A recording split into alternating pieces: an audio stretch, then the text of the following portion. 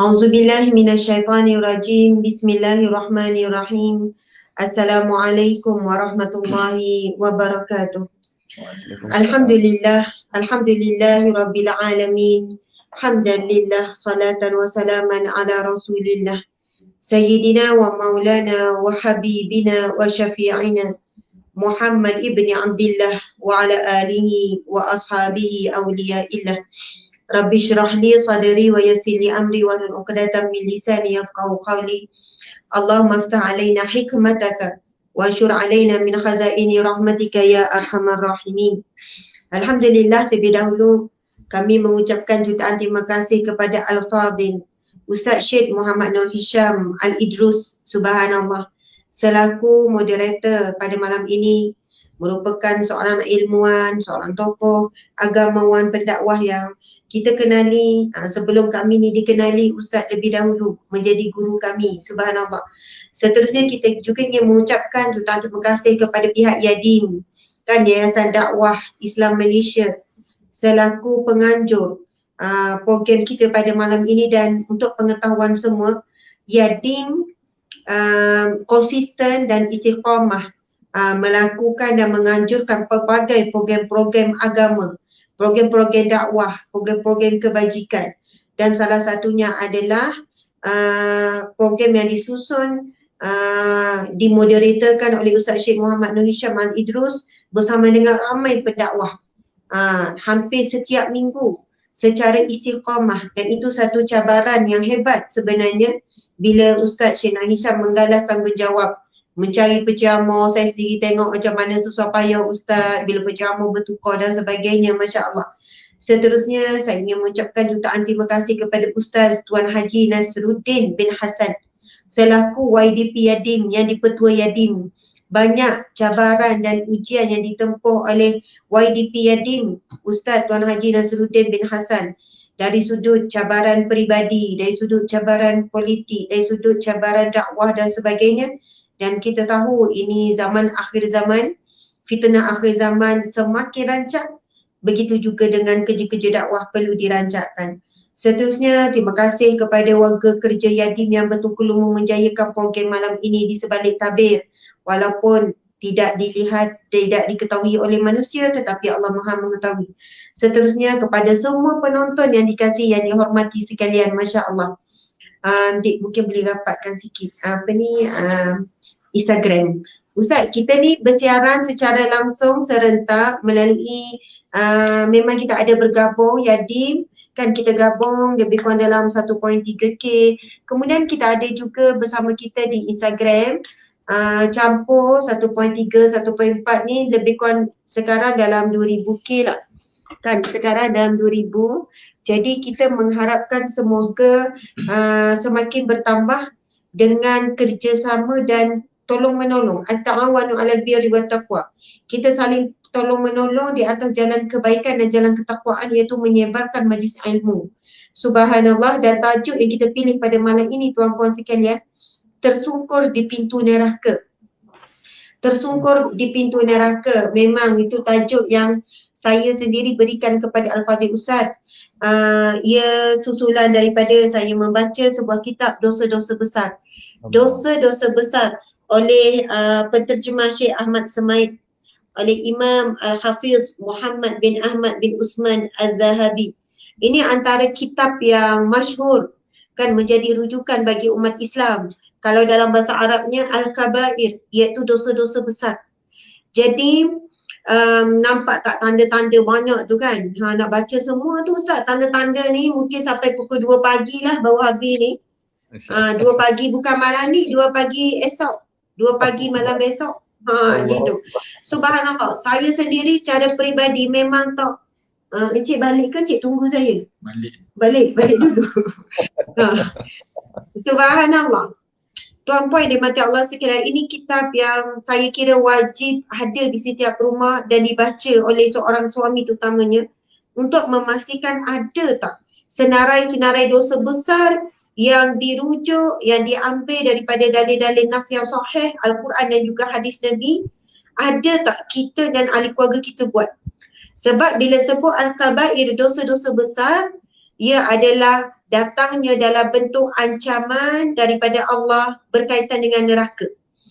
Kalau dosa kecil tidak diancam dengan neraka. Tapi bila dosa besar je, ada ayat-ayat Quran yang dituliskan, yang dilafazkan secara jelas, difirmankan secara jelas, sama ada dalam Al-Quran ataupun hadis Nabi, ia mesti disandingkan ataupun digandingkan, kan disambung dengan amaran api neraka Allah Subhanahu Wa Taala. Jadi saya nak sebut dulu sepitah lalu tuan-puan sekalian, nak sebut dulu sepitah lalu senarai dosa-dosa besar. Dan malam ni saya mungkin boleh sentuh 2 je dosa besar. Encik suami pula sentuh 2. Maksudnya 4 je kita mungkin boleh sentuh dengan ruang masa yang ada. Tapi dalam buku ini, dalam kitab ini tuan-puan sekalian, menyenaraikan 70 dosa besar. Terdapat 70 dosa besar yang disenaraikan dalam kitab Al-Kabair, dosa-dosa besar ni. Yang mampu kita sentuh mungkin 4 jenis dosa besar. Subhanallah, lagi 66 lagi baki. Ustaz kena buat dalam 50 siri lagi dengan kami. Kalau nak berabi lah. Masya Allah. Subhanallah. Okey. Jadi kita sebut dulu sepintah lalu senarai dosa besar. Sahabat-sahabat yang dirahmati Allah sekalian, bagi orang yang mukmin, kalau buat dosa besar ni, dosa kecil pun rasa takut, bimbang, apatah lagi besar, dosa besar. Jadi mudah-mudahan malam ni dengan senarai tuan-puan pun tulis nota. Sebut setulis, sebut setulis, sebut setulis. Sebab dengan tuan-puan tulis nota tu, Allahu Akbar, kita dapat beberapa pahala. Pertama, bila tulis tu, engagement kita punya live ni makin naik. Kita tak sedar dengan kita cuma tulis nota je. Ustazah tulis yang ke-59 bab tulis, yang ke-56 tak tulis. Yang ke-57 tulis asing-asing pun tak apa. Tapi tanpa sedar kita dah menaikkan engagement perkongsian pada malam ini, ada bahagian pahala. Yang tukar share, ada bahagian pahala. Yang tak dapat pahalanya, tengok pun dok, hadir pun dok, komen pun dok, share pun dok. Ini ada dalam hadis Nabi, kalau nak sebut panjanglah pula. Ada beberapa golongan penuntut ilmu ni, ada yang duduk depan, ia bahagian lain pahala. Ada yang suka duduk tengah, ada suka duduk belakang, ada yang nampak majlis ilmu, dia dak tahu. Yang majlis ilmu, dia nampak dah ni melitah ni. Tapi dia tepi, dia scroll, dia tengok-tengok hiburan. Dia tengok-tengok AJL, dia tengok-tengok gosip. Yang ni hujung sekali Allah sebut dalam hadis Nabi SAW sebut, barang siapa yang berpaling daripada Allah, Allah juga berpaling daripada ini. Dalam hadis itu, mafhum hadis itu menyebutkan tentang sesungguhnya majlis ilmu adalah majlis Allah di bumi. Lepas tu orang yang duduk depan lain, duduk tengah lain, duduk belakang lain. Dan barang siapa yang berpaling daripada majlis ilmu, kalau kalau di alam fizikal nampak ada majlis ilmu, dah dengar dah ni, padahal tak ada kerja, tak ada apa, tapi berpaling. Tak ada rasa nak singgah. Lepas tu nampak iklan banner banyak-banyak, penuh taman dia pun dibuat tak tahu. Dia berpaling daripada majlis Allah, daripada majlis ilmu. Itu golongan yang berpaling. Kita pula kalau di FB ni scroll, nampak kuliah scroll, duk tengok benda yang lara juga. Itu juga umpama berpaling daripada Allah, maka Allah juga berpaling daripada mereka. Jadi kita kena jadi orang yang lebih baik lah, kan? Yang sama-sama menuliskan nota, biasanya orang yang di hadapan ni ada pahala yang berbeza. Subhanallah. Jadi saya akan sebut 70. Laju-laju lah ni 70.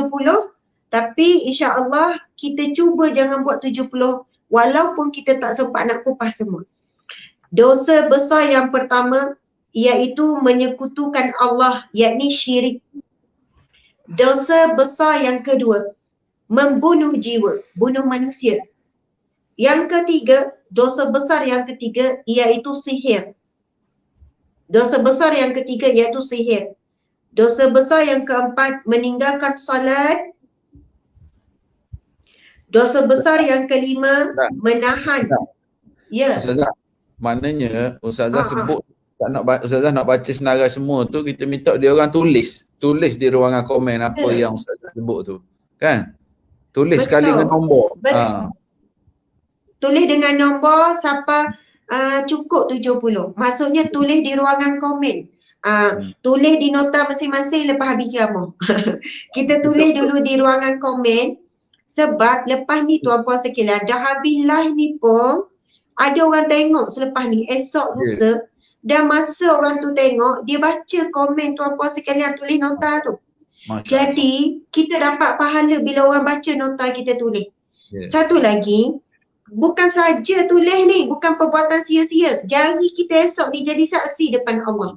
Kita menuliskan ilmu Allah. Kita bukan sekadar tengok, dengar, kita juga menuliskan ilmu Allah. Jari kita esok kan bercakap depan Allah. Jadi sebab tu saya kira rugi kalau orang hadir majlis ilmu dia dengar nganga je. Sedangkan dia boleh buat lebih daripada tu, menuliskan. Semua tu ada bahagian pahala belaka. Masya Allah. Saya sebut ya semula, kita tuliskan 70 dosa besar yang dikaitkan dengan neraka. Sesuai dengan tajuk kita, tersungkur di pintu neraka. Yang pertama, menyekutukan Allah, yakni syirik. Yang kedua, membunuh jiwa, membunuh manusia ni. Yang ketiga, sihir. Yang keempat, meninggalkan salat. Yang kelima, menahan keluar zakat, tak keluar zakat. Yang keenam, tidak berpuasa Ramadan tanpa uzur. Tidak berpuasa Ramadan tanpa uzur. Yang ketujuh, tidak melakukan haji walaupun berkemampuan. Tidak menunaikan haji walaupun berkemampuan. Yang ni berat sebenarnya tuan puan sekalian. Nantilah kita kupas sikit. Sebenarnya orang kita dah ramai yang mampu. Tapi bila ada duit, dia tak penuh dulu dalam akaun tabung haji. Dia penuh dulu untuk bahagian beli rumah, besar rumah. Ada duit, dia penuh dulu bahagian tukar kereta. Bahagian tambah tu, tambah ni, tambah bini. Perlu juga. Dia ada duit, dia tambah dulu koleksi-koleksi lain. Dia bukan buat cukup 10,000 dan tabung haji dulu. Sebab kita tahu, memang kalau daftar tabung haji 1,300 kita dah dapat dan kita kata kita dah daftar. Tapi kalau kita cukup 10,000, kita akan masuk shortlisted. Kita akan dapat mungkinlah tengok-tengok tarikh 20, 56, 20, 80 kita kata dah mati dulu. Tapi kita tahu bila kita cukupkan 10,000, kita akan masuk shortlisted, kadang-kadang 3 tahun dah dipanggil. Jadi orang yang melalaikan kecukupan untuk pergi haji kerana dia telah mengejar perkara-perkara yang lain, itu termasuk sengaja tidak menunaikan haji walaupun berkemampuan. Subhanallah, ini kena perhatikan. Sebab itu tuan-puan dimati Allah sekalian, kalaulah kita tergolong. Sebab itu orang-orang yang beriman bila mula kerja, kumpul duit cukup belanja haji dulu, barulah nak beli rumah, baru nak beli kereta, baru nak buat semua. Kalau kita dah buat bertaubat kepada Allah. Lain kalau orang tu dah cukup dah 10,000 tapi tak dipanggil juga, dah mati dulu, dia tak dikira sengaja. Jadi kalau kita ni tergolong di kalangan orang yang telah melalaikan kewajipan haji yang merupakan rukun Islam yang kelima, maka kena bertaubat. Bertaubat nasuhah sungguh-sungguh. Ya Allah, kerana selama ini aku tamak nak kerja itu, nak kerja ini, sehingga lupa untuk mencukupkan belanja ataupun belanja untuk menunaikan haji. Dan mulut buat alasan, saya tak mampu, mana nak cari duit 10,000, tengok-tengok besar dapur rumah, nilai 30,000. Tak mampu, tak ada duit nak pergi haji, tengok-tengok gelang tambah, tengok-tengok kereta upgrade. Allah Maha mengetahui sebenarnya kita mampu atau tidak. Allahu Akbar. Okey, tu dosa yang ketujuh, tidak berhaji walaupun berkemampuan. Dosa ke-8, derhaka kepada ibu bapa. Dosa ke-9, memutuskan hubungan keluarga. Putus hubungan silaturahim, dosa besar. Kalau baca pendetilan dalam kitab ini, saya percaya adik-beradik baloh tak jadi baloh tolak tepi sebab neraka. Azab besar bagi orang yang putus silaturahim. Dia tak akan kisah siapa salah, siapa betul, dia akan hubungkan balik. Tapi kalau tak beriman, tak baca, tak belajar, masing-masing dengan ego. Yang salahnya adik, yang salahnya abang, kakak. Biar dia sedar. Kalau kita ngalah sama, kan kalau kita selalu mengalah, nanti dia tak sedar. Apa pula alasan? Siapa salah, siapa betul, kalau baca je dalil-dalil amaran Allah. Sampai Nabi menyebutkan di dalam hadis kudusi, Barang siapa yang memutuskan, maka memutuskan silaturahim Allah akan berputus daripadanya. Sampai Allah. begitu sekali. Allah. Allah akan berputus dengan seseorang hamba ataupun manusia yang memutus ataupun berputus hubungan silaturahim. Allahu Akbar. Sebab itu memutuskan hubungan silaturahim. Silaturahim maksudnya hubungan rahim yang ada kaitan rahim. Kan nenek, atuk, mak saudara, tok saudara, silaturahim semua tu. Lepas tu memang ada cerita dalam majlis Saidina Anas bin Malik. Saidina Anas ni kan tahu sahabat Nabi, dia juga wali Allah, dia ada karamah dia. Masya Allah. Ada cerita dalam kitab ni Ustaz. Masya Allah bila saya baca kan. Bila satu ketika Saidina Anas bin Malik mengatakan, ada tak di kalangan kita ini yang mana membutuhkan silaturahim, sila pergi menghubungkan balik. Minta maaf cik, cakap kan tangan depan-depan cik gitu. Kan depan suami ni kan, tangan depan muka suami, minta maaf kan. Sebab biar sedap, jadi semangat tu kan, tangan jadi jadi geruk. Kalau belakang jadi pelik pula Ustaz. Kalau belakang. Asal panggil cik tu. Saya panggil cik, jangan Abeli ya. Panggil cik. Abeli, minta maaf dia Abeli dah. Jangan kena muka sudah. Kalau belakang payah. Jadi bila semangat tu tangan ni. Subhanallah. Kisah Anas bin Malik ni menceritakan Ustaz, karamah ni kan sahabat Nabi ni. Lepas tu tiba-tiba ada bangun. Orang dalam majlis tu seorang, dia pergi jumpa mak saudara dia minta maaf. Mak saudara dia pun kata, yang mana dia telah berputus silaturahim kerana ada benda yang tak sefahaman. Lalu mak saudara tanya, kenapa kamu begini? Aku datang memohon ampun, memohon maaf kepadamu kerana tadi saudara Anas bin Malik menyebutkan sesiapa yang ada berputus silaturahim maka pergilah hubungkan kembali. Allah. Kemudian sahabat Nabi ni pergi jumpa kan, masuk balik majlis tanya, kenapa? Bagaimana kamu tahu? Lalu Anas bin Malik menyebutkan yang mana Nabi SAW bersabda, barang siapa yang ada memutuskan silaturahim dalam satu kaum ataupun dalam satu perhimpunan, kalau ada yang putuskan silaturahim, maka terhalang daripada rahmat Allah. Allahu Akbar. Wallahualam, mungkinlah ketika itu kan Anas bin Malik melihat, kalaulah ada turun rahmat Allah, mungkin Allah buka hijab, nampak para malaikat, wallahualam bagaimana. Tetapi disebutkan mafhum daripada hadis Nabi. Itu yang kita kena fikir. Kalau ada suami kita yang kita dengar baloh dengan adik-beradik, jangan kita pula yang tukang tambah. Bang, tak apalah, dia yang salah, awak tak payah fikirlah. Sebab kalau adalah putus silaturahim dalam rumah tangga kita ni, kan, Masya Allah, dia akan menghalang rahmat Allah untuk turun. Rupanya yang jadi masalah, bala suami isteri, masalah anak-anak kita kata degil, masalah rezeki tak cukup, masalah serba tak kena. Rupanya terhalang rahmat Allah disebabkan adanya ahli keluarga, adanya dalam keluarga kita yang memutuskan silaturahim. Berat sebenarnya kalau nak kupas. Tapi ni baru yang ke-9 ni Ustaz, ada 70 nak sebut ni. Okey. Nak bagi tak? Nak bagi tak tu? Nak bagi tak? Kita nak bagi. Bagi. Saya tukang sebut je nanti Encik Suami Abeli akan ni. Tak pernah panggil dia orang Abeli ni sebab Ustaz Nur Hisham minta kita sebut lah. Kita panggil lain Ustaz, special lagi kat rumah. Okey, dosa yang ke-10. Okey, dosa yang ke-10 zina, tuan-puan sekalian, dosa zina. Dosa yang ke-11 iaitu dosa homoseksual, dosa liwat. Kan, zina, liwat. Dosa yang ke-12 riba. Dosa riba, dosa ke-12. Allah. Dosa besar. Dosa yang ke-13 makan harta anak yatim secara aniaya. Ini ramai orang buat. Makan harta anak yatim secara aniaya, dosa besar yang sangat berat hukumannya. Dosa yang ke-14 berdusta atas nama Allah dan Rasulnya. Allah. Kan, menggunakan nama Allah, bersumpah atas nama Allah dan Rasulnya. Dosa yang ke-15 lari daripada medan perang.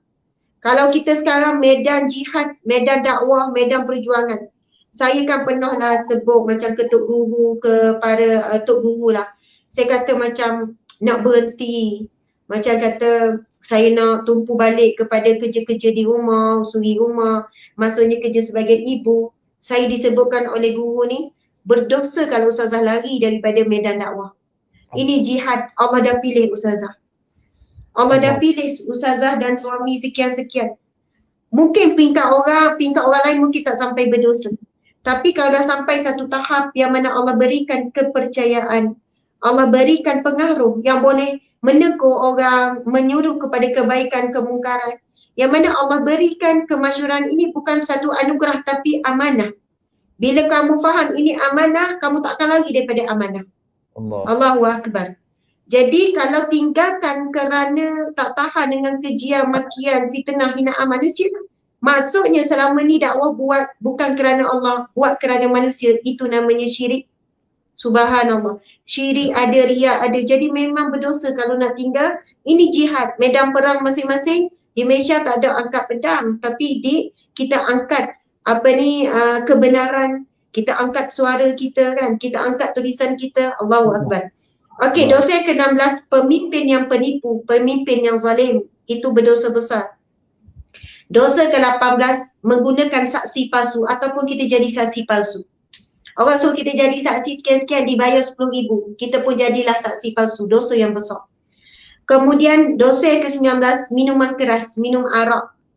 Kemudian dosa yang ke-20, judi, berjudi. Dosa ke-21, tuduhan berzina terhadap wanita yang baik. Berzina tu dosa besar. Tuduh berzina adalah dosa yang besar. Dosa yang amat besar. Sama ada tuduh wanita ke, tuduh lelaki berzina, dosa yang amat besar. Dosa yang ke-22, menipu harta, rampasan perang. Tipu harta, rampasan perang. Dosa ke-23, mencuri. Dosa ke-24, perompak ataupun lanun. Curi lain, merompak lain. Dosa yang ke-25, sumpah yang melemaskan. Yang tu kena tengok detail, saya pun tak faham tu. Okey, dosa yang ke-26, penganiayaan dan kezaliman. Mengambil hak-hak orang-orang yang lemah, melewatkan membayar upah. Allahu Akbar, tuan-puan sekalian. Ini dosa yang ke-26, ada dalil-dalil dia penganiayaan dan kezaliman. Saya tengok dia punya subtopik. Antaranya adalah berdosa melewatkan bayar upah padahal mampu. Ya kan? Allah. Upah orang buat rumah, upah pekerja, patut janji bayar 25 hari bulan, lepas tu bayar lambat-lambat tak tepati janji. Kan? Upah apa-apalah tuan-puan sekalian, berdosa besar. Beri perhatian wahai majikan sekalian, jangan sebab kan kita ni ada target-target sekian-sekian tak capai. Lepas tu kita salah ke staff, ni tak capai jadi tak boleh lagi gaji sekian-sekian. Wallahu alam, na'udzubillah min zalik. Menahan mas kahwin dan nafkah. Suami tak bagi nafkah, dosa besar. Menipu upah atau gaji orang yang bekerja dengannya. Jangan bercampur gaul dengan orang zalim. Okey, sekian-sekian. Okey. Dosa besar yang ke-27, pemungut cukai. Pemungut cukai sama ada kerajaan ke apa, tetapi dia memungut cukai dengan zalim. Kita tak tahu sekarang kerajaan Malaysia, adakah cukai yang dikenakan cukai yang adil ataupun cukai yang zalim. Wallahu alam, kan, subhanallah, ada negara yang disebutkan negara lain cukai lagi dahsyat. Cukai sekian-sekian. Jadi bukan sewenangnya pemerintah boleh mengenakan cukai kepada rakyat. Sekiranya ia menzalimi, maka ia terjatuh kepada haram. Jika ia adalah adil dan benar, maka ia adalah hak kerajaan untuk memungut cukai daripada rakyat. Subhanallah. Jadi insya-Allah setakat ini kan cukai dikenakan oleh kerajaan Malaysia ada cukai yang adil. Kalau tak adil dah lama ditegur oleh alim ulama. Subhanallah. Okey, dosa yang ke-28, memakan yang haram, berdosa besar makan yang haram. Dosa ke-29, dosa bunuh diri, tuan-puan sekalian. Bunuh diri. Masya-Allah. Saya nak cerita sikit. Tadi ada seorang sahabat datang daripada Kedah, Ustaz. Dia bercerita bagaimana dia dah mula merancang nak bunuh diri. Dia nak letak racun dalam makanan dia. Dia nak letak racun dalam, dia terfikir dan nak buat, rasa nak buat. Nak letak racun dalam makanan dia, makanan anak-anak dan makanan suami biar mati bersama-sama. Ya, pendek cerita, dia dulu pernah masyhur. Dia pernah ada satu perniagaan yang hebat sampai jutawan. Lepas tu jatuh mendadak teruk, dalam waktu yang sama menanggung hutang juta-juta. Ya Allah. Banyak juta. Rumah nak ditarik, kita nak ditarik bulanan kena bayar dengan bank dalam 40,000. Lepas tu dimaki, dihina, kemudian Along cari, bukan hutang dia buat. Dia sebenarnya cerita dia serahkan satu peniaga kepada pihak yang kedua.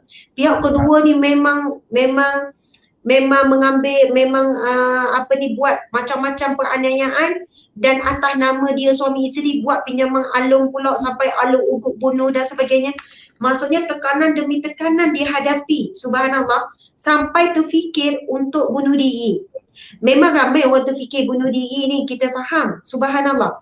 Sampai terfikir untuk bunuh diri tu, tuan-puan sekalian, tadi dia jumpa menangis-nangis cerita pada saya, dia kata sampai peringkat dia ni saya dah kenal lama. Saya tahu bagaimana kejayaan dia dahulu, pernah sampai tahap berjaya tu kan.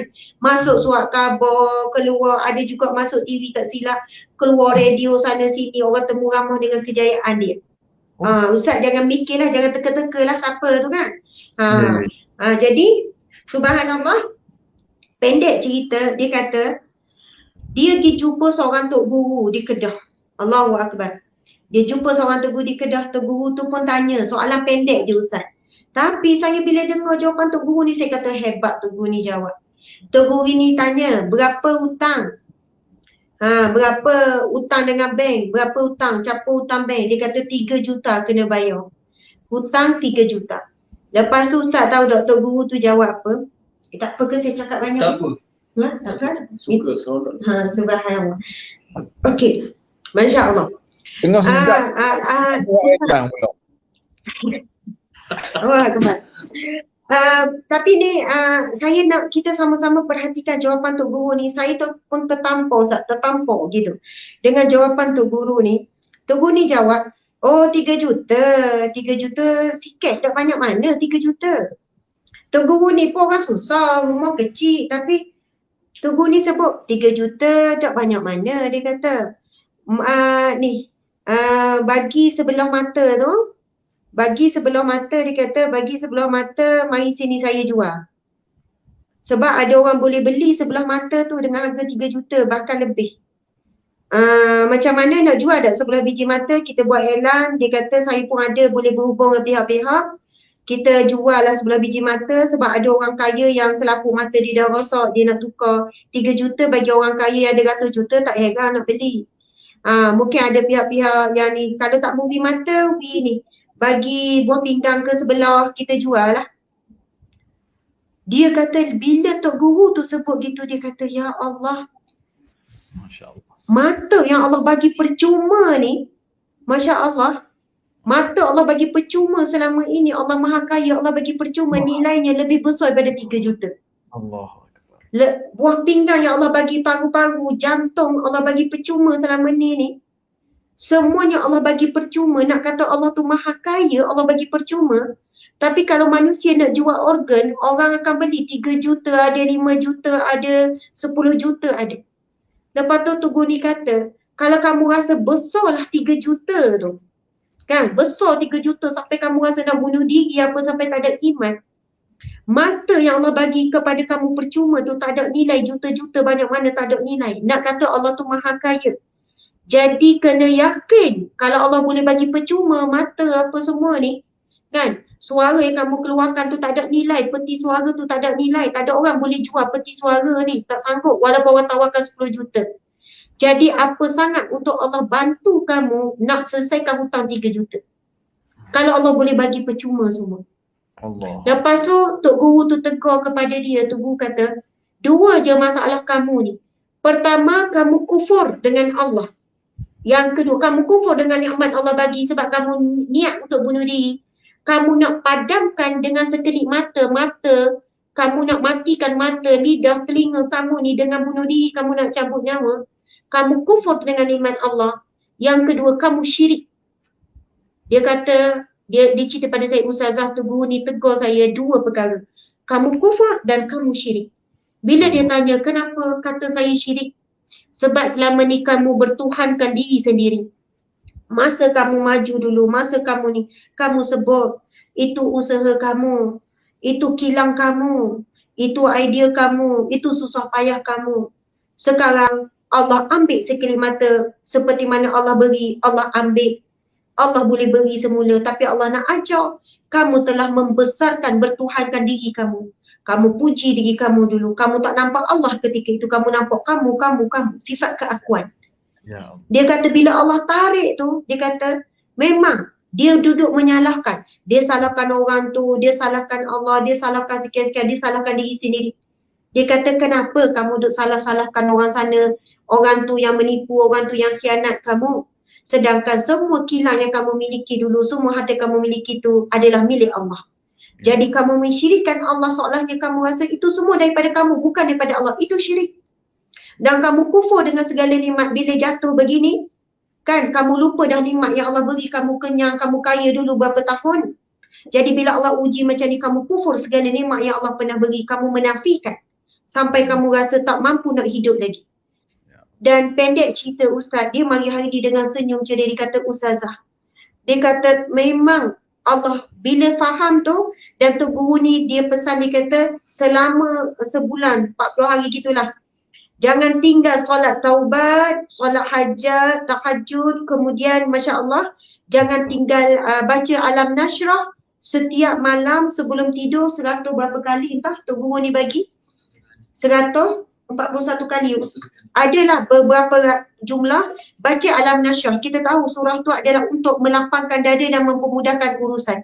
Alam Nashrah laka sadrak wa wada'na anka wizrak fa inna ma'al usri yusra, inna ma'al usri yusra. Kan sampai akhir, Masya Allah. Dia kata dia baca setiap malam sebelum tidur sampai tertidur. Tu pun dia kata kalau tak mampu nak habis jumlah tu, bacalah sampai tertidur. Ya. Ustaz, pendek cerita, perniagaan yang jatuh, yang menangguh hutang sampai juta, naik kembali Masya Allah, kemudian dia mampu bayar hutang kepada bank 40,000 tu dia boleh bayar, dia tak ni, selesai, banyak benda selesai. Allah. Ramai orang ini masalah rezeki pergi jumpa tok guru bisnes. Masuklah kursus tu, masuk kursus ni, tok guru ni, tok guru ni. Tapi rupanya dia kata sebelum tu pun dia jumpa banyak. Masa dia jatuh semua tu, dia jumpalah tok guru bisnes. Minta maaf lah, kita bukan nak memperendahkan. Dia kata masalah saya selesai, jumpa tok guru dalam bidang agama. Jumpa tok guru betul-betul penyelesaian masalah manusia ini adalah mensyirikkan Allah dan mengkufurkan nikmat apa yang Allah dah beri. Allahu Akbar, Masya Allah. Jadi tu nak sebut, sebab sebut pasal bunuh diri tadi tu Ustaz. Nak kata hari ni ramai sangat orang bunuh diri, nak bunuh diri, niat nak bunuh diri. Kerana apa? Syirik dan juga kufur kepada Allah. Okey, dosa yang ke-30, berkata dusta, cakap nawak, cakap menipu, dosa yang ke-30. Okey, ni kita masuk mula senarai dosa ni, kan? Okey, tadi tu kita dah terkesima sikit, dosa ke-30 berkata dusta, berbohong. Dosa ke-31, hakim yang derhaka. Hakim yang memutuskan sesuatu tidak adil. Yang derhaka kita sebut. Dosa ke-32, menerima rasuah. Memberi rasuah, menerima rasuah. Subhanallah. Okey, dosa ke-33, tuan-puan sekalian, wanita menyerupai lelaki, lelaki menyerupai wanita. Allah. Ini juga golongan yang tersungkur di pintu neraka, na'udzubillah min zalik. Kalau dia sempat bertaubat, insya-Allah masuk pintu syurga. Sebab itu kita bersungguh-sungguh sangat dakwah kepada golongan ni. Bukan sebab kita benci, bukan sebab kita hina, bukan sebab kita keji dan caci mereka. Tapi sebab kita sayang mereka. Kita usaha sebanyak mungkin, kan, untuk menghalang lebih ramai yang follow mereka ni. Sebab kalau kita bagi kebebasan mereka hidup aman damai, lama-lama makin bercambah lah golongan seperti ini. Sebab nampak okey, relax ya, tak ada masalah pun, boleh kaya raya je. Sebab itu kerajaan ambil tindakan yang tegas sebab sayang. Kerajaan kita kan, kerajaan Islam ni, umat Islam, pemimpin Islam ni, dia bukan nak memberikan kesejahteraan hidup di dunia saja. Cabaran utama pemimpin Islam adalah kesejahteraan di akhirat kelak. Kita bukan nak masuk syurga sekeluarga je, cik kan, Abeli kan. Kita nak masuk syurga sekampung, nak masuk syurga senegara bersama dengan pemimpin-pemimpin yang beriman. Okey, dosa yang ke-34, dayus. Lelaki yang dayus berdosa besar, tak cium bau syurga. Allah. Nanti kalau dah kita kupas, encik encik kupas suami yang dayus ya. Nanti encik suami, Abeli akan kupas berkenaan dengan dayus. Boleh-boleh, insya-Allah. Okey, dosa yang ke-35 iaitu tidak bersuci sehabis kencing. Okey, tak betul-betul bersuci selepas buang air kecil. Biasa kita buang air besar tak ada masalah sangat bab bersuci ni. Masalah buat buang air kecil, sebab itu dalam mazhab Syafi'i kita istibrak tu wajib buat. Lepas buang air kecil kena berdehen-dehen sikit sebab kebiasaannya masih ada saki-baki air kecil yang boleh keluar bila kita berjalan, bila kita solat, bila melakukan pergerakan. Sebab itu berdehen, tekan-tekan sikit bahagian air-air itu semua tu. Dan antara azab kubur, kan disebut dalam hadis Nabi yang sahih, azab kubur adalah tak bersuci selepas hadas kecil. Dan banyak solat tak sah disebabkan masa solat keluar air kecil ni, keluar najis ni, disebabkan kelalaian kita menjaga bab bersuci selepas buang air kecil. Okey, dosa ke-36 tidak bersuci sehabis kencing. Tak suci betul-betul, tak bersihkan betul-betul. Hari ni kita tengok ramai orang buang air kecil berdiri. Buang air kecil tak bersih, terus pakai seluar. Na'udzubillah min zalik. Dosa ke-37, riak, pamer diri. Dan saya rasa saya mungkin boleh sentuh satu dosa je bab riak sebab saya dah study sikit tadi. Dosa ke-38, mencari ilmu dan menyimpan ilmu. Rupanya simpan ilmu tak sampaikan dosa, tuan-puan sekalian. Tak menyampaikan. Bukan maksudnya wajib ceramah belaka, berebut ceramah. Tak ada orang nak dengar ceramah sebab sibuk ni. Ilmu ni kepada orang terdekat, kepada anak, kepada kawan-kawan. Dan ilmu ada yang wajib, ada yang tak wajib kita sampaikan. Bukan semua wajib kita sampaikan. Terutamanya ilmu yang berkaitan dengan bila kita lihat benda ni orang ni tak buat benda yang wajib, kita wajib cover ke dia.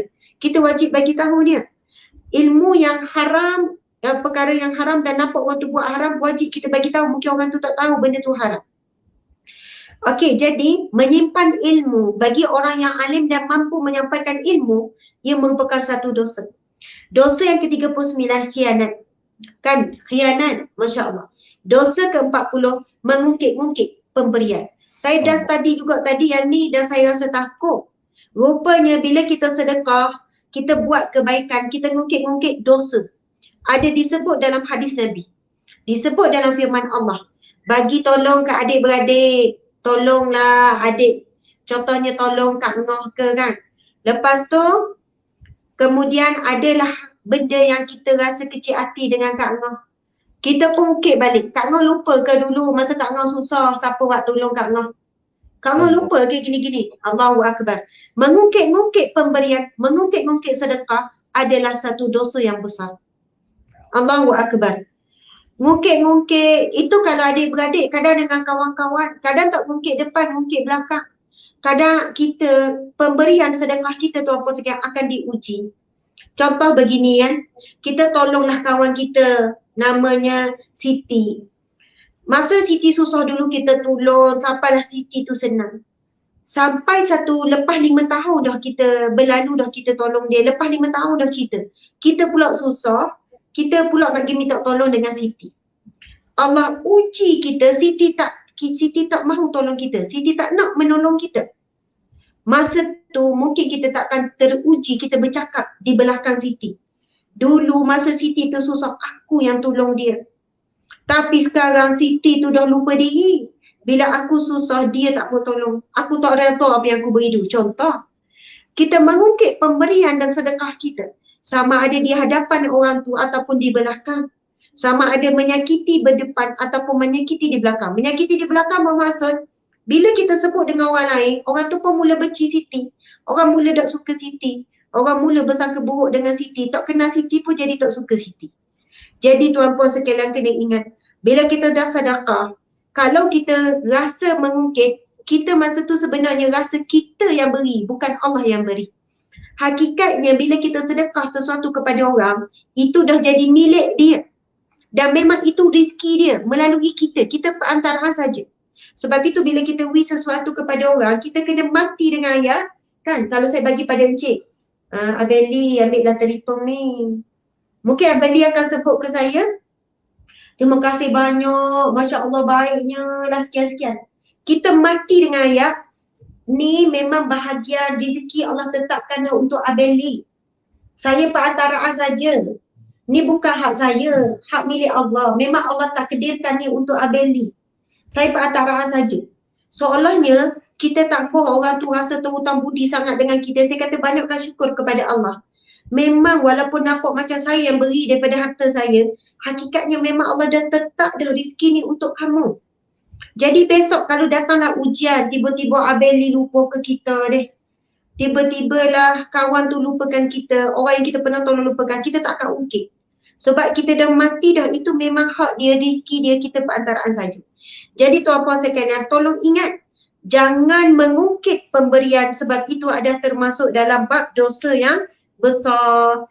Okey, seterusnya mengingkari takdir. Mengingkari takdir. Okey, itu adalah pendetilan. Dosa ke-42, mencari kesalahan orang. Cari aib, cari salah, dosa besar. Dosa ke-43, memfitnah. Dosa 44, mengutuk orang Islam, mencaci maki, menghina orang Islam. Dosa besar tuan-puan sekalian.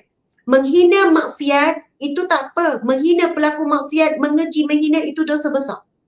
Dosa ke-45, mengingkari janji. Dosa ke-46, dosa 45 tulis deh, mengingkari janji. Dosa ke-46, mempercayai dukun, jumpa ahli nujum, jumpa peramal, dosa besar. Dosa ke-47, derhaka kepada suami. Kedekatan isi kepada suami, nusyus, dosa besar. Dosa ke-48, gambar dan lukisan. Ini sebenarnya ramai yang buat tanpa sedar ini. Melukis, kan, melukis potret. Itu ada pendetilannya tuan-puan sekalian. Ambil gambar lain, ambil gambar dia sama. Melukis bahkan ada ya ancaman yang berat bagi pelukis, dan Nabi sebut di akhirat kelak orang yang melukis-lukis ni akan diminta oleh Allah supaya menghidupkan apa yang dia lukis. Kemudian bila ditanya, ya Rasulullah, pendapat aku melukis, Rasulullah gantikan dengan melukis perkara lain. Lukis alam tak apa. Lukis lukis bunga-bunga, lukis keindahan alam tak apa. Dosa ke-49, menampar pipi sambil menatap. Ini adalah lepas meninggal meratap, tanpa pipi, tarik-tarik rambut. Di negara Arab sampai sekarang dia ada orang yang upah. Bila ada kematian berlaku, upah peratap. Peratap ni dibayarlah kononnya RM100 seorang. Dia marilah kat tempat kematian berlaku, dia pun nangilah dengan cakar-cakar rambut, tapau-tapau pipi, melolong-lolong. Hukumnya adalah haram, meratap kematian. Supaya menimbulkan rasa hiba. Kalau di Mesir memang ada lagi gitu. Kita tengok terkejut sebab over sangat. Duduk, ambil pasir, tabur atas rambut, apa semua. Diorang ni diberi upah untuk meratap kematian. Hukumnya adalah dosa besar. Tujuannya adalah supaya orang yang datang ziarah menambah-nambah kesian, lepas tu bagi duit yang banyak, jadi hukumnya haram. Dosa ke-50, mengganggu orang. Dosa ke-51, berbuat keburukan. Dia ada detail dia. Dosa ke-51. Dosa 50, ganggu orang. Mengganggu ketenteraman, mengganggu ketenangan. Okey, dosa ke-51, berbuat keburukan. Dosa ke-52, mengganggu tetangga, jiran-jiran. Ganggu dengan main motor. Kan, anak muda duk main motor, mokok pun biar je. Kalau dah ada jiran tak reda dengan bunyi bising tu tuan-puan sekalian, maka berdosa besar. Tapi saya perhatikan adalah orang dalam taman kita pun ada juga anak muda dia duduk lepok-lepok puan-puan. Tapi bagusnya mak pak ni dalam grup taman minta maaf. Saya minta maaf ya bagi pihak anak saya yang buat bising, mengganggu ketenteraman. Kan, saya dah menegur, mohon maaf, insya-Allah kami akan bertegas lagi dengan anak kami. Jadi kita maafkanlah. Tapi kalau mak pak pun tak kisah biar, sebab mengganggu ni dengan lidah, dengan pendengaran, dengan bau yang busuk dan termasuk mengganggu kita sesuka hati parking. Parking depan pagar rumah jiran kita ada 4 kereta, garas kita ada 2 je. Tapi kalau minta kebenaran tak apa. Jalan dalam taman itu hak orang taman. Tapi kalau ada jiran tak reda, berhati-hati. Pera binatang, pera kucing kita pujilah kucing kita. Bagus kucing ni tak berok merata. Habis tu kucing tu berok mana? Mesti dia ada berok. Mesti ada buang besar. Rupanya jiran. Allahu Akbar tuan-puan sekalian. Kita solat jaga, puasa jaga, sedekah jaga. Tapi kalau kita menyakiti hati jiran, ini hadis yang sahih. Nabi pernah ditanya oleh seorang sahabat. Ya Rasulullah, seorang wanita ni, fulanah ini. Dia solatnya jaga, puasanya jaga, ibadahnya bagus. Tapi dia menyakiti hati jirannya. Rasul kata tempatnya di neraka. Allahu Akbar. Lalu ditanya pula si fulanah ni puasanya biasa ni biasa dan dia menjaga hak jirannya. lalu Nabi kata tempatnya di syurga. Hati-hati tuan-puan sekalian. Kita duk rasa solat molek dah, tutup aurat molek dah, tengok ada tak kita buat perbuatan yang menyakiti jiran. Dalam kitab Al-Kabair ini menyebutkan mengganggu tetangga, mengganggu dan menyakiti jiran termasuk dosa besar. Dosa 53, menyakiti dan memaki orang Islam, Muslim yang lain. Dosa 54, menyusahkan manusia yang lain. Menyusah-nyusahkan. Kita kan kalau nak pergi parking, nak pergi ambil PT dekat bank tu, biarlah parking jauh sikit tak apa. Jangan menyusah lalu lintas tuan-puan sekalian. Tolong jangan menyusahkan lalu lintas. Parking duduk orang kata parking panggil encik, parking bertingkat-tingkat. Kan? Memanglah suami kita tunggu tapi orang belakang ni sampai gini nak kejut. Gini-gini. Kita dah mengganggu laluan tuan-puan sekalian, biarlah parking tempat jauh tapi kita tidak menyusahkan manusia lain.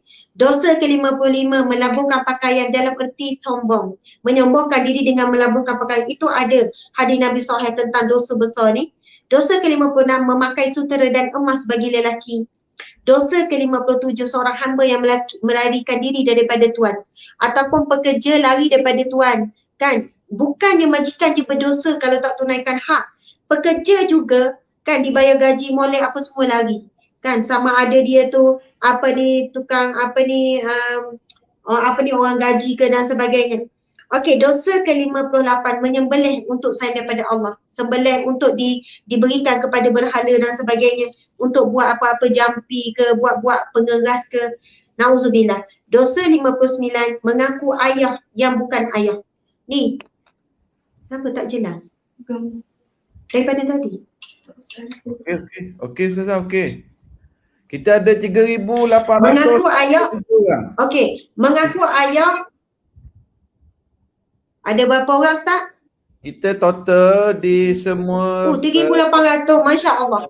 Kita ada di semua page gabungan. Saya gabungkan total ada 3,800 orang.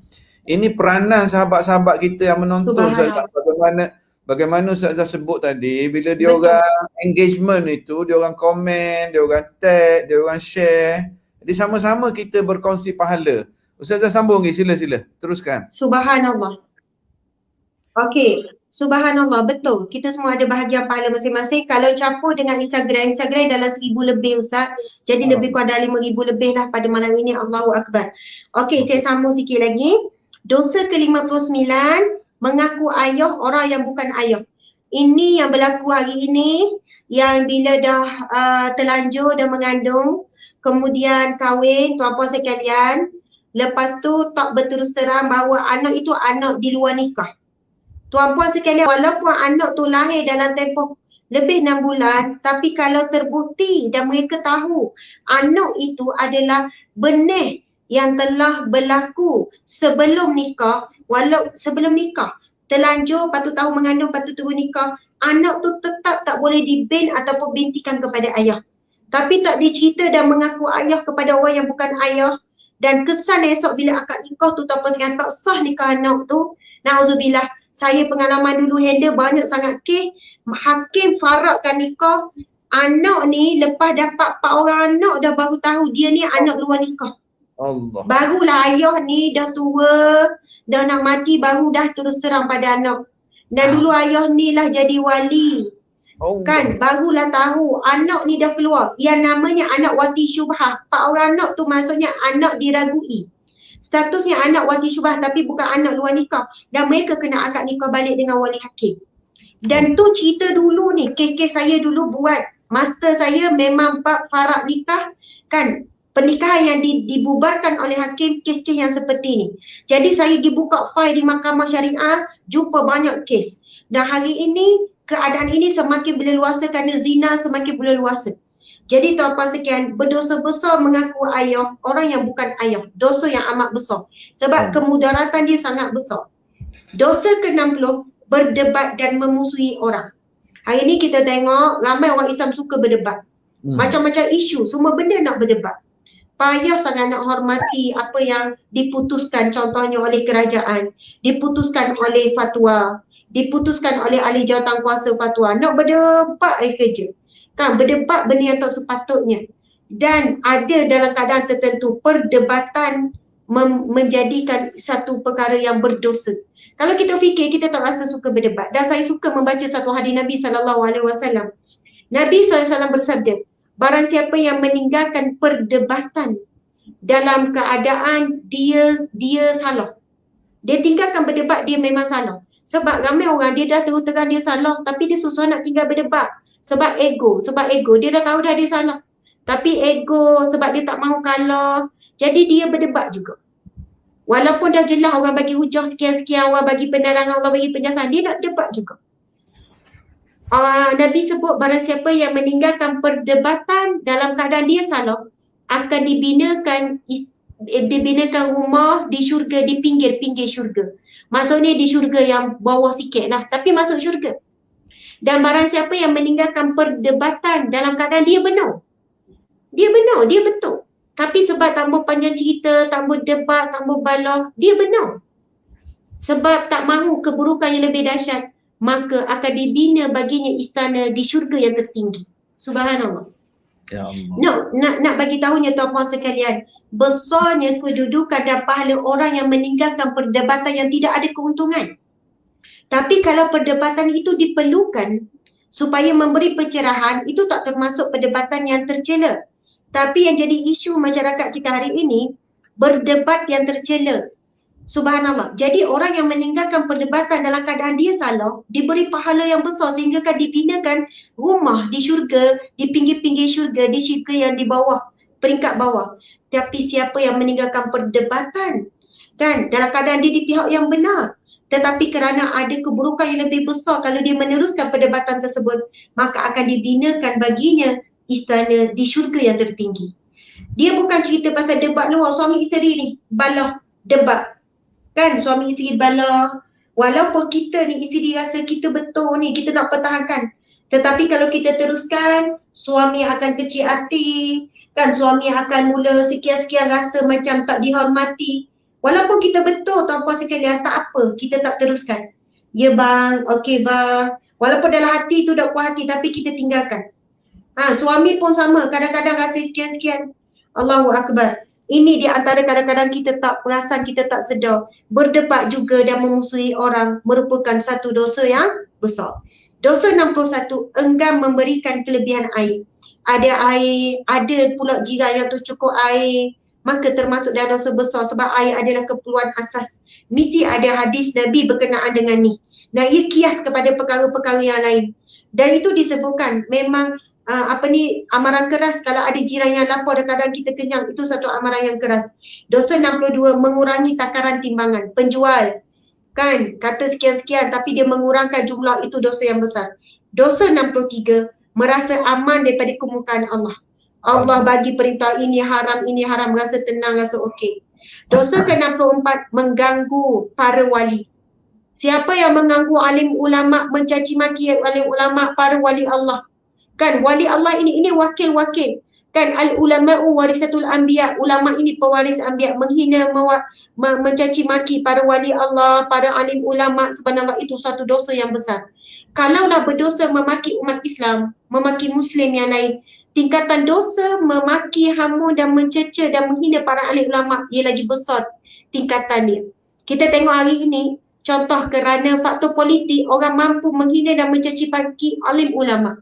Tok Guru, tak kira lah Tok Guru ni Aziz, Tok Guru Haji Abdul Hadi, Haji Awang, Tok Guru tu, Tok Guru ni. Sebab tak sefahaman politik, lupa tentang bab dosa dan ancaman yang berat menghina alim ulama. Okey, dosa yang ke-64, dosa yang ke-65, meninggalkan solat jemaah.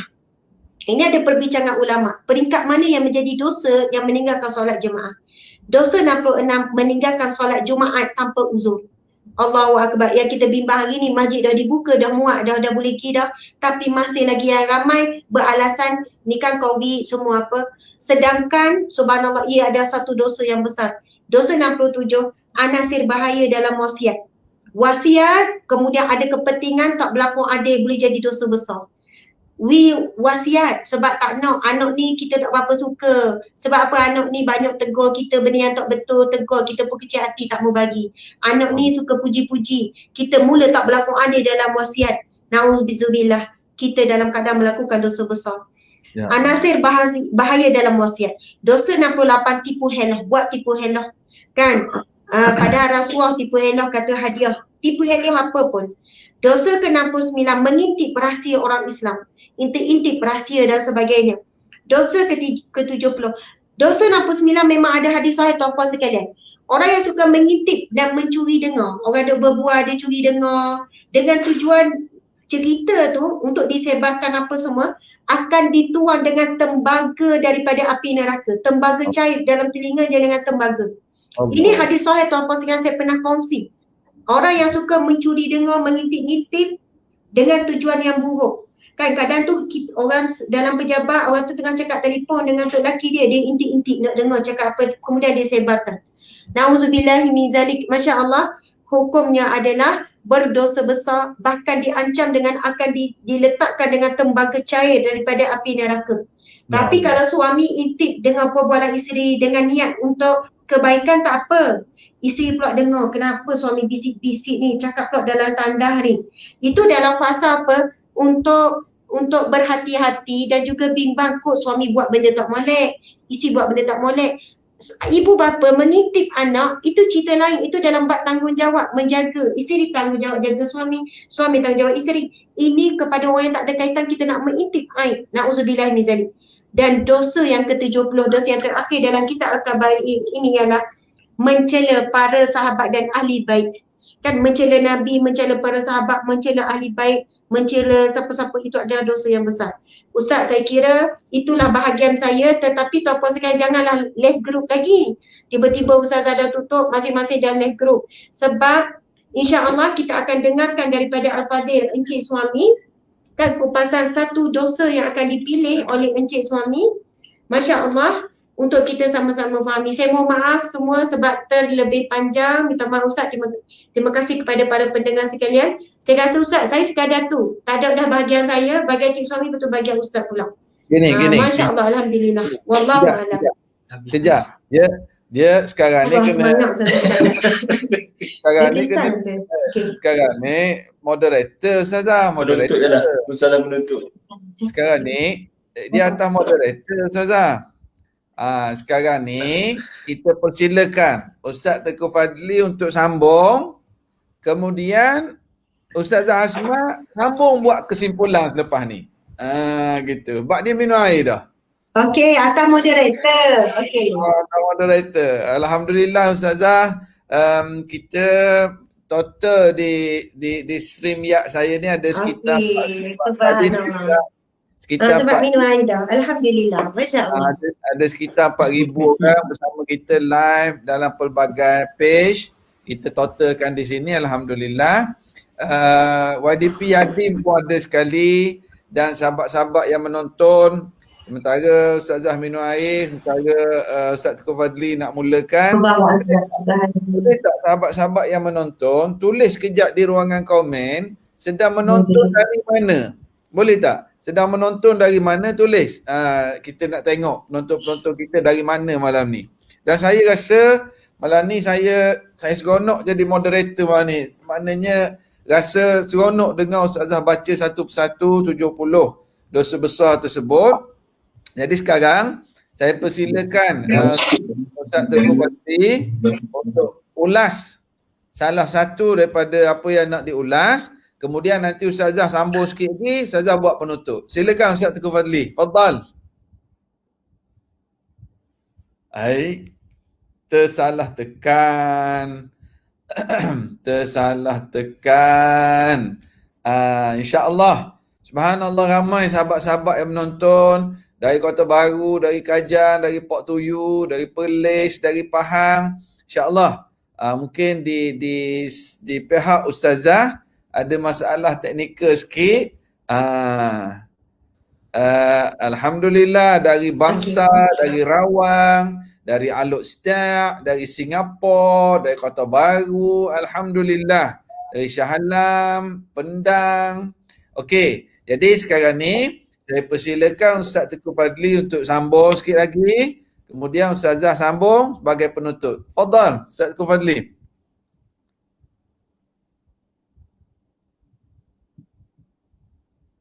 Masya-Allah, masya-Allah. Alhamdulillah, seronok dengar Ustazah bercakap tadi. Rasa nak dengar je. Lebih seronok mendengar Ustaz. Oh ya, saya pun gitu kau. Jadi terima kasih ke Ustaz Said selaku moderator. Saya tambah sikit saja Ustaz berkaitan bila bercakap tentang neraka ni.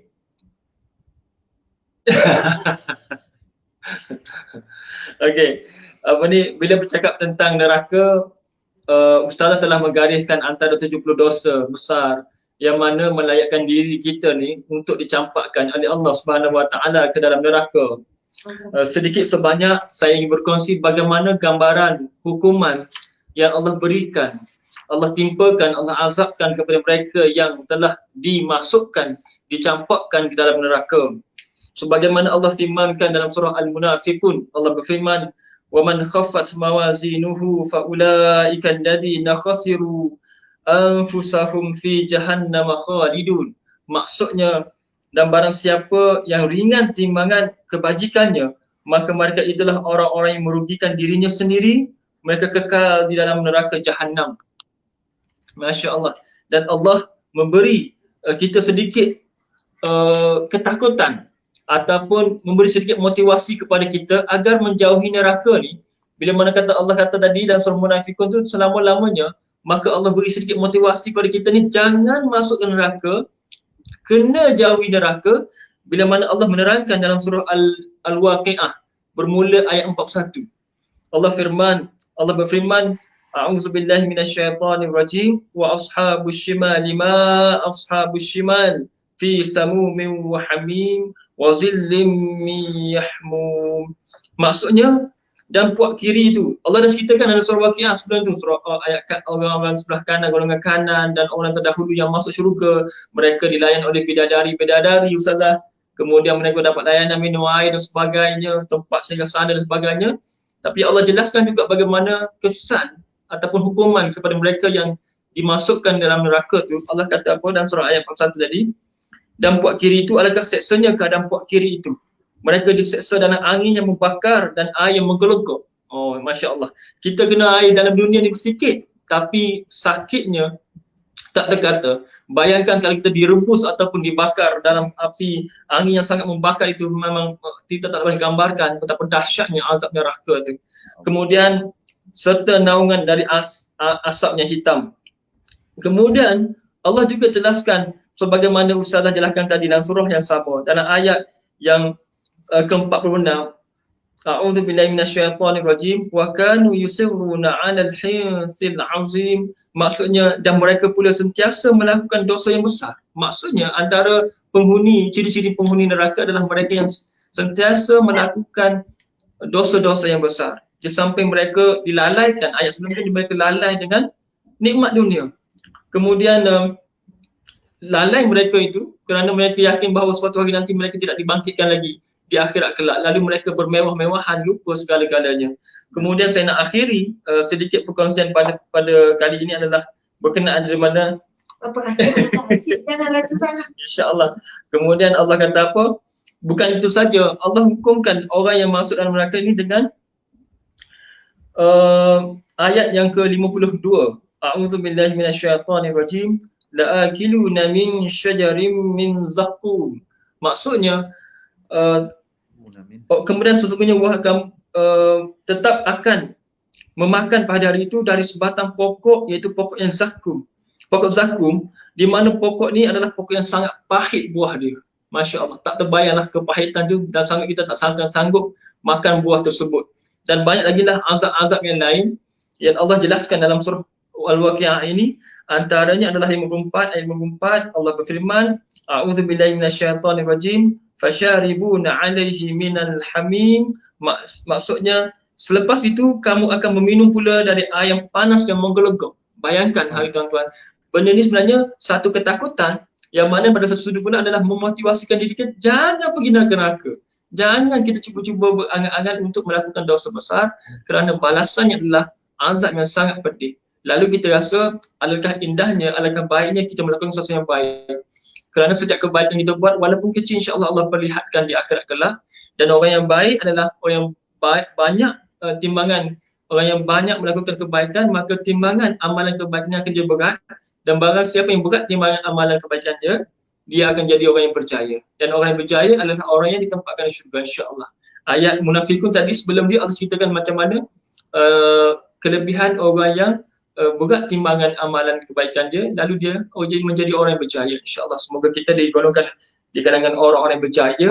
Pertama, dengan kita melakukan sebaik mungkin amal-amal yang soleh, insyaAllah, sebagai bapa, sebagai suami, sebagai masyarakat, insyaAllah. Yang keduanya, kita berusaha, berazam untuk menjauhi dosa-dosa besar, kerana azabnya terlalu pedih. Peringatan Allah ini sebenarnya kita kena bayangkan. Allah memberi kita dah jelas, cuma kadang-kadang kita membayangkan. Kadang-kadang hari-hari try satu hari itu sana pergi minum air panas. Malam kita tak mampu, kita tak sanggup, kita takkan sanggup. Kita bakar diri, bakar tangan, kita takkan sanggup. Tetapi itulah balasan yang akan bakal diterima oleh kita suatu hari nanti seandainya kita mengingkari perintah-perintah Allah. Lalu kita melakukan perkara-perkara yang dikategorikan sebagai dosa besar, jadilah riya, dayu, zina, ungkit pemberian dan sebagainya. Lalu inilah ciri-ciri mereka yang dicampakkan ke dalam neraka dan diazabkan, dengan antaranya dalam surah Waqiah. Masya-Allah. Allahu a'lam. Assalamualaikum warahmatullahi wabarakatuh. Assalamualaikum warahmatullahi. Bila kita dengar ayat-ayat yang dibaca oleh Ustaz Tengku Fadli tadi tentang bentuk-bentuk azab, kita dengar ayat-ayat tu pun kita rasa gerun. Ini cara Allah Subhanahu Wa Taala supaya kita jauhi dosa-dosa besar. Cuma tadi Ustaz Tengku Fadli sebut tentang nikmat dalam syurga. Antara bentuk nikmat dalam syurga ni bidadari. Ustaz Tengku Fadli nak tak bidadari dalam syurga? Ketua bidadari Ustaz. Ni tak boleh cari jumpa orang lain, jumpa sama juga. Kena boring tak kalau jumpa saya juga? Kan soalan mahal. Benar juga Ustaz malam ni. Moderator tu. Kan soalan mahal dari moderator. Itulah. Okey. Boring tak boring, jumpa mula. Allah. InsyaAllah, amin. InsyaAllah. InsyaAllah. Ustazah, jadi bagaimana kita sebut tadi? Bagaimana kita sebut tadi, alhamdulillah, saya sendiri, Ustaz Fadli pun sebut, dan sahabat-sahabat kita yang menonton, kita rasa seronok dapat ilmu, dalam masa yang sama kita pun terasa gerun. Sebab mungkin ada di kalangan kita, daripada 70 dosa besar tadi, mungkin ada orang ni dia mirip-mirip terlibat dengan perkara ni. Ada orang ni terlibat dengan perkara ni. Jadi satu perkara yang memberi peringatan. Atas orang mungkin dia tak buat 70. Tapi ada orang ni buat ni sikit, orang ni buat ni sikit. Jadi mungkin Ustazah boleh simpulkan kita pada malam ni sebagai satu kesimpulan untuk kita bawa balik. Kita sekarang ni ada hampir 4,000 orang total yang sedang menonton daripada semua page, tambah 1,000 lagi daripada Instagram Ustazah, 1,000 lebih tu. Moga-moga dapat memberi manfaat pada sahabat-sahabat kita yang menonton. Silakan Ustazah.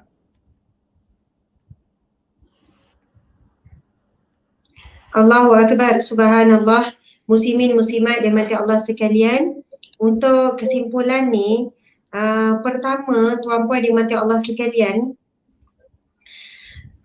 iaitu bila kita dah sedar bahawa kita ada buat, janganlah tiba-tiba rasa macam alhamdulillah 70 tak ada buat.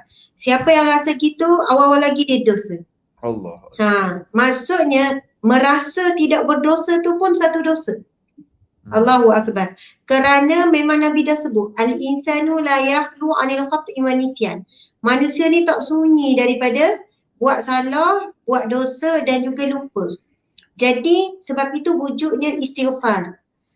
Sebab apa dituntut sangat istighfar? Kenapa di sana banyak sangat hadis Nabi tentang kelebihan istighfar?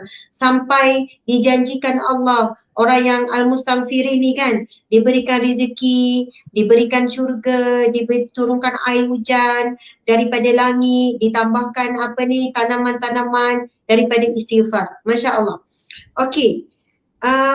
Kerana meminta ampun, memohon taubat adalah hukumnya adalah wajib, kerana kita kena akui yang hanya maksum selamat tak melakukan dosa hanyalah Nabi Muhammad sallallahu alaihi wasallam sahaja. Jadi selain daripada Nabi Muhammad, umat Nabi Muhammad semuanya melakukan dosa. Jadi tak rasa berdosa tu pun adalah satu dosa. Itu adalah satu tipu daya syaitan. Sebab itu kita selalu dituntut untuk melakukan taubat, istighfar, solat, semua itu dalam rangka bertaubat kepada Allah. Baiklah, bila kita dah merasakan berdosa, bahkan mungkin bila sebut-sebut tadi, ya Allah banyaknya dosa, rupanya dosa besar, dosa kecil pun banyak, dosa besar pun ada buat. Apa yang perlu dilakukan adalah taubatan nasuha. Kalau dosa kecil, tuan-puan sekalian, akan gugur dengan beberapa ibadah. Antaranya adalah hadis sahih berkenaan dengan wuduk. Wuduk disebutkan dalam satu hadis, barang siapa yang mengambil wuduk lalu dia membasuhkan tangannya, akan gugurlah dosa-dosa daripada jelah jari jemarinya sehingga titisan air terakhir. Dan apabila dia membasuh wajahnya, akan terkeluar dosa-dosanya, kan, sehinggalah titisan air terakhir. Disebut dalam hadis itu sampai membasuh kakinya dan keluarlah air daripada celah jari jemari kakinya sehingga titisan air terakhir. Maksudnya di situ adalah dosa kecil, bila kita ambil wuduk akan digugurkan oleh Allah. Sama juga dalam hadis Nabi yang lain, Nabi menyebutkan as-salawatul khamsu wal jum'ah ila al-jum'ah wa ramadhanu ila ramadhan mukaffiratun lima bainahunna iza jtunibatil kabair. Nabi bersabda solat 5 waktu antara subuh ke zuhur, zuhur ke asar, asar ke maghrib, maghrib ke isyak, isyak ke subuh semula. Antara waktu solat ini Allah akan ampunkan dosa orang yang berketalan tunai solat 5 waktu kali sehari. Kalau ada buat dosa kecil, automatik akan digugurkan oleh Allah. Allahu Akbar. Sama juga antara solat Jumaat ke solat Jumaat dan juga Ramadan ke Ramadan. Selama mana ia tidak melakukan dosa yang besar.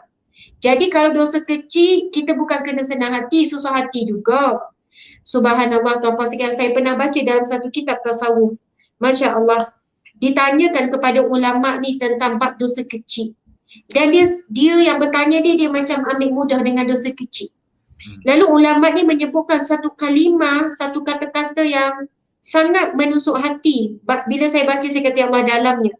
Dia menyebutkan begini, saya tak ingat yang menyebutkan ni Sufyan As-Sauri ataupun wali-wali Allah lah, para wali Allah. Menyebutkan, jangan kamu melihat kecilnya dosa, tapi lihatlah kepada siapa yang kamu berdosa. Masya Allah. Jangan kamu lihat kecilnya dosa, tapi lihatlah kepada siapa yang kamu berdosa. Jangan kamu lihat kecilnya kesilapan, tapi besarlah kepada siapa, tapi lihatlah kepada siapa yang kamu buat silap. Contoh tuan-puan sekalian, kalau kita menjawab, kita jawab ataupun kita tak layan kawan-kawan. Kawan-kawan nak ajak borak, kita tak layan. Mungkin itu kesilapan tu taklah sebesar mana. Alah, tak naklah borak, tak apa, aku pergi dulu, tak naklah, malas lah nak borak. Macam tu. Kerana kawan mungkin sampai tak peringkat berdosa. Kan, tapi kawan tu kecil hati mungkin dosa kecil. Tetapi kalau kita jawab jawapan yang sama kepada mak ayah, suami nak ajak borak, tiba-tiba daripada layan awak borak, baik saya ngaji Quran. Allah. Masya Allah. Daripada dosa kecil boleh jadi dosa besar, tuan-puan sekalian. Sedangkan melayani suami itu adalah satu pahala, satu ibadah. Dalam hadis Nabi lain, Nabi ada sebut, tidak dikatakan perbuatan sia-sia. Apa dia? Kamu berkuda, kamu memanah dan juga melayani suamimu. Kan? Bermesra dengan suamimu. Kan? Jadi kalau kita kata, daripada saya layan awak borak, baik saya pergi ngaji. Ini orang yang tak faham. Padahal berborak dengan suami pun ibadah, ngaji pun ibadah. Jadi tidaklah ditolak satu ibadah dengan ibadah yang lain. Diberi pahala. Jadi bila kita tolak berborak dengan kekawan, mungkin tak jadi dosa, tapi tolak borak, mak nak borak, kita kata mak tak apalah mak, buang masa je gini. Borak dengan suami. Sebab itu bila disebutkan memang dosa tu kecil. Tapi bila melihat dosa kecil itu kepada Allah, perkara yang Allah makruh, Allah tak suka, dosa kecil kita nampak besar. Sebab apa? Allah lah yang beri rizki, Allah lah beri kasih sayang melalui suami yang sayang kita, Allah beri kita keselamatan. Jadi walaupun dosa kecil, kita rasa besar. Sebab itu jangan lihat kecilnya dosa, tapi lihatlah kepada siapa yang kita berdosa. Allahu Akbar. Jadi tuan-puan sekalian, disebut dalam hadis Nabi ini, solat antara solat dihapuskan dosa kecil, Jumaat ke Jumaat akan dihapuskan dosa kecil, Ramadan ke Ramadan akan dihapuskan dosa kecil, kecuali jika melakukan dosa besar. Jadi bila dosa besar, wajib taubatan nasuha. Dosa kecil boleh gugur dengan istighfar. Tapi bila dosa besar, wajib taubatan nasuha. Taubatan nasuha dituliskan oleh para ulama. Pertama, menyesal sungguh-sungguh dengan apa yang dilakukan. Yang kedua, nekat untuk meninggalkan dan mengambil langkah untuk meninggalkan. Ramai orang dia rasa berdosa tengok video lucah. Ustazah, saya rasa berdosa. Ramai yang luar pada saya. Orang perempuan tengok video lucah pun ramai. Ustazah, saya dah menyesal rasa berdosa. Saya nak tinggalkan. Puan ambil kat langkah pencegahan. Saya dah rasa berdosa, saya dah buat surat taubat tapi saya tak ambil langkah pencegahan. Maksudnya kamu belum betul-betul menyesal. Apa maksud langkah pencegahan? Kalau kamu betul nak berhenti dosa maksiat dan apa yang menyebabkan kamu tetap tengok? Sebab line internet, Ustazah. Sebab ada line internet. Lagi ada line, lagi ada data, lagi tu rasa nak tekan Google tu. Jadi pertama kamu kena buat langkah untuk kamu berhenti. Kamu delete Google. Kamu delete semua-semua tu. Kalau kamu kata WhatsApp tak boleh delete, Ustazah, kan tak boleh putus ni sebab saya bekerja kena ada WhatsApp. Jadi kamu cuba 1 bulan, kamu hentikan semua media-media yang boleh berhubung untuk kamu dapat akses kepada video lucah. Jadi itulah yang disebutkan nekat. Bukan nekat menyesal, bertaubat, lepas tu nekat. Saya nekat akan tinggalkan. Tapi akses tu ada lagi. Laluan untuk buat maksiat tu ada lagi. Maksudnya itu belum betul-betul nekat. Nekat bukan hanya pada hati. Kan laisal imanu bitamani, iman ni bukan pada mulut, pada angan-angan. Walakin ma wukira fi qalbi wa sadaqahu amaluhu. Tetapi yang diikrarkan nekat pada hati dan dibuktikan dengan perbuatan. Barulah betul. Lepas tu tinggalkan dan takkan mengulangi lagi. Masya Allah, Allahu Akbar. Tuan-puan yang dirahmati Allah sekalian, taubatan nasuha ni kalau kita taubat betul-betul Allah pun terima taubat kita. Allah akan padam dosa besar kita umpama seperti kita tak buat. Itu hadis Nabi. Barang siapa yang bertaubat akan perbuatan dosa besar mana pun, bahkan dosa zina, dosa menipu, dosa membunuh sekalipun. Kan? Kalau dosa syirik, lepas tu dia sempat bertaubat sebelum mati sekalipun, tuan-puan sekalian, Masya Allah. Kan dia sempat bertaubat sebelum mati. Allah bila kalau Allah ampunkan, Nabi kata, apabila Allah mengampuni dosa hambanya, Allah, seorang hamba itu umpama dia tidak melakukan. Kalau manusia buat salah, mungkin suami boleh maafkan. Tapi belum tentu lupa. Tapi bila Allah ampunkan kita, umpama kita tak pernah buat. Itu hebatnya sifat pengampun Allah, Ya Ghafar, Ya Tawwab, Ya Maha meminta taubat, Ya Afu, yang Maha Pemaaf, tuan-puan yang dimati Allah sekalian. Dan saya suka menyudahi dengan, Masya Allah, beberapa amalan, nak menyudahi tapi beberapa, pusing pula dengar. Sebenarnya kedekatan kita dengan syurga Allah dan jauhnya kita dengan neraka Allah ada di antara azan, wuduk, salat. Ya Allah. Saya baca sepitah lalu saja tuan-puan sekalian. Sebab itu ibadah solat diangkat yang paling utama, paling tinggi sampai Nabi SAW menerima wahyu solat direct tanpa melalui pantaraan malaikat Jibril alaihissalam. Nabi SAW bersabda, ini hadis sahih tuan-puan sekalian. Barang siapa setelah azan lalu dia membaca doa, Allahumma rabba hazi da'wati tamah wa salatil qa'imah sampai akhir yang kita selalu baca. Maka Nabi sebut ini hadis sahih dan disebut oleh ulama ini di antara hadis sahih yang menerangkan dan menjelaskan golongan yang akan mendapat pertolongan syafaat Nabi SAW.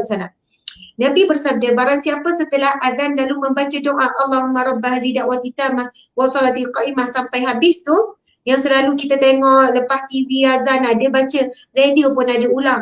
Kalau kita tak ingat, kita ikut tak ada masalah. Saya tak hafal. Kalau baca terjemahan dia tak akan sama. Kena baca doa tu tuan-puan sekalian. Sebab Nabi sebut lafaz tu sampai akhir dan Nabi kata, maka wajib baginya syafaatku di mahsyar kelak. Subhanallah. Jadi orang yang diwajibkan dan orang yang akan dapat syafaat Nabi, insya-Allah selamat daripada api neraka. Nabi akan tolong dia, Nabi akan tarik dia, Nabi akan bersaksi di hadapan Allah kelak. Allahu Akbar. Okey, wuduk pula. Tuan-puan yang dimati Allah sekalian. Nabi bersabda, barang siapa yang setelah wuduk lalu membaca doa wuduk yang kita baca tu. Kan, lepas ambil wuduk kita baca doa apa tuan-puan sekalian? Asyhadu an la ilaha illallah wa asyhadu anna Muhammadan abduhu wa rasuluh. Allahumma ja'alna minat tawabin wa ja'alna minal mutatahhirin wa ja'alna min ibadika salihin.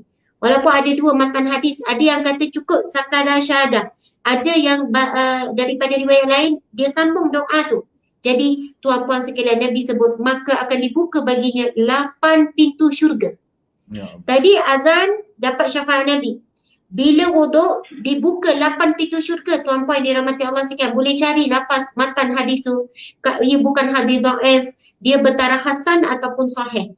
Antara dua tu. Tapi dia bukan hadis yang dhaif, disebut akan dibuka 8 pintu syurga. Kalau kita fikir mudahnya nak masuk syurga, baca doa-doa je, tuan-puan sekalian. Bila kita konsisten berdoa lepas ambil wuduk, Allah dah gugurkan dosa. Tengok doa tu apa. Hasil daripada istiqamah doa tu kita akan berubah, tuan-puan sekalian. Kalau buat sungguh, dah kan lepas ambil wuduk, asyhadu an la ilaha illallah wa asyhadu anna Muhammadan abduhu wa rasuluh. Allahumma ja'alni minat tawwabin. Ya Allah, golongkanlah aku di kalangan orang yang bertaubat. Wa ja'alni minal mutatahhirin. Golongkanlah aku di kalangan orang yang menyucikan diri. Wa ja'alni min ibadikas salihin. Dan golongkanlah aku di kalangan hamba-hambamu yang salih. Bayangkan kita berdoa selepas wuduk, yang mana Nabi sebut orang yang mengambil wuduk digugurkan dosa-dosa. Kalau Allah makbulkan doa kita, lepas 5 hari kita buat berturut-turut 5 kali sehari ambil wuduk, lepas seminggu, lepas sebulan, kita menjadi orang yang selalu suka bertaubat, selalu menyucikan diri daripada dosa dan maksiat, dan tergolong di kalangan orang yang soleh. Dan golongan ini memang akan masuk syurga, akan dibuka pintu syurga. Sebab itu jangan kita fikir pendek, kita kata mudahnya masuk syurga, baca doa tu je. Sebenarnya kesan daripada membaca doa tersebut, Allah akan menerima taubat kita. Kita jadi pahit buat dosa. Ya. Percayalah, saya dah jumpa ramai orang yang mengaku ustazah dengan beramal dengan baca doa lepas wuduk tu ustazah. Selama ni saya cuba tinggalkan maksiat sekian-sekian. Tapi alhamdulillah makin mudah dan saya boleh tinggal terus dah maksiat tu. Yang selama ni maksiat tu susah nak tinggal, dimudahkan oleh Allah untuk meninggalkan maksiat tersebut. Ustazah, kalau dulu saya ni susah nak tutup aurat, macam-macam alasan. Tapi rupanya dengan beramal dengan doa-doa tu, Allah mudahkan saya. Allah lorongkan dan saya rasa nak berubah terus. Itu barakah daripada doa. Sebab apa diberikan ganjaran begitu besar? Kerana kesan doa itu begitu hebat. Tuan-puan yang dirahmati Allah sekalian, yang terakhir, subhanallah, bab wuduk, kemudian bab solat kan, bila menunaikan solat, Allah menyebutkan hadis yang kita baca tadi, digugurkan dosa. Dan subhanallah, kita tahu Allah berjanji banyak melalui solat. Inna salata tanha 'anil fahsya'i wal munkar. Barang siapa yang mendekat, sesungguhnya solat itu akan cegah kamu daripada perbuatan keji dan munkar. Solat itu akan jadi benteng kamu daripada melakukan dosa-dosa besar. Sebab itu solatlah yang akan menjadi benteng utama kita daripada api neraka Allah Subhanahu wa taala. Bahkan kita tahu solat adalah benteng daripada azab kubur, benteng daripada azab padang mahsyar, dan solat adalah ibadah yang pertama akan dihisab oleh Allah Subhanahu wa taala. Sebab itu tuan-puan yang dirahmati Allah sekalian, kedekatan kita dengan syurga ada di antara azan, wuduk, solat. Subhanallah. Dan kedekatan kita dengan neraka juga ada pada ketiga-tiganya. Mengabaikan panggilan azan, tak mengambil wuduk dan tidak menunaikan solat, maka sangat rapat dengan neraka. Nauzubillah min zalik. Dan saya sudahi dengan hadis Nabi sallallahu alaihi wasallam.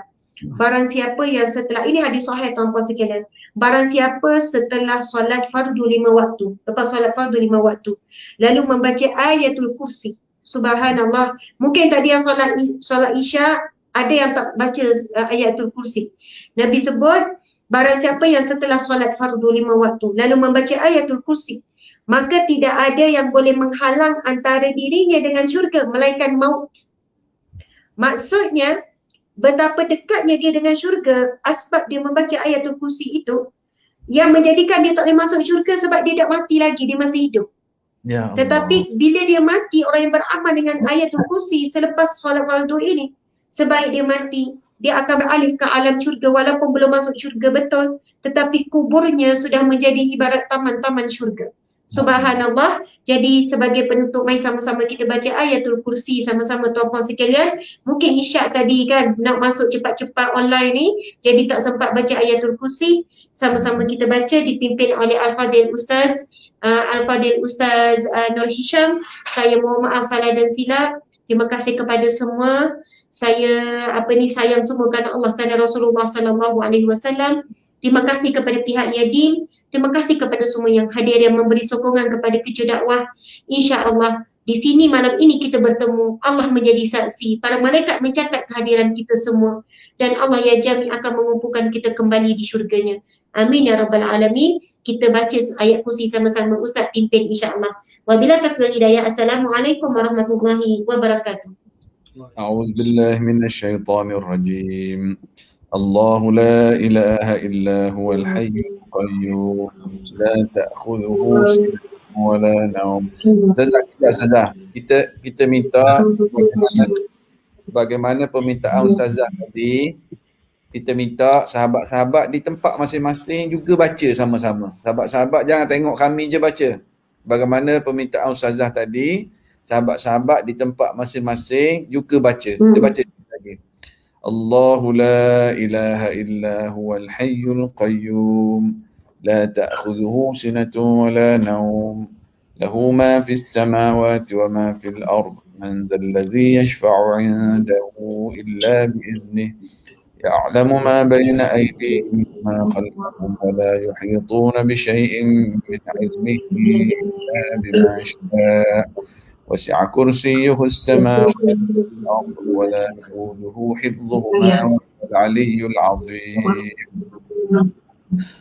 Kepada yang dah baca ayat kursi, sila tulis di ruangan komen dan baca ayat kursi. Tulis. Bukan nak riak, Alhamdulillah. menunjuk, tetapi sebagai menyahut ajakan Ustazah Asma tadi dan sebagai nak remind, kita nak remind sahabat-sahabat yang belum baca. Yang dah baca, kita tulis di ruangan komen dan baca ayat kursi. Ini tujuan kita nak mewar-warkan. Ustazah Asma, Ustaz Abu Fadli, terima kasih. Ustaz. Ustaz, minta maaf. Ramai juga yang tanya Ustazah, boleh tak baca ayat kursi bagi orang yang haid, orang yang uzur? Jawapannya boleh dengan niat zikir. Jadi orang yang uzur kadang kita tak semayang. Jadi 5 waktu tu kita baca juga tak ada masalah sebab ayat kursi termasuk ayat-ayat zikir. Dan kita niat baca zikir ayatul kursi sebagai satu amalan. Tapi kalaulah al-mu niat zikir tak boleh. Yasin walaupun baca hari-hari pun niat zikir tak boleh sebab ia surah. Tapi ayat kursi memang disebut dalam hadis Nabi tentang kelebihannya, maka ia tergandung dalam bab ayat-ayat yang dinamakan ayat zikrullah, ataupun ayat-ayat pendinding, ayat-ayat merawat macam tu. Lepas tu ada yang tanya juga, Ustazah saya dah senggang 1 jam, 2 jam. Kan lepas dah 2 jam baru teringat, ya Allah tak baca ayat kursi, boleh tak baca? Boleh jawapannya. Bukannya semestinya lepas solat dah terlupa kita kata macam mana terlupa. Bacalah bila teringat, niatkan baca selepas solat tu. Wallahu a'lam. Subhanallah. Terima kasih Ustaz.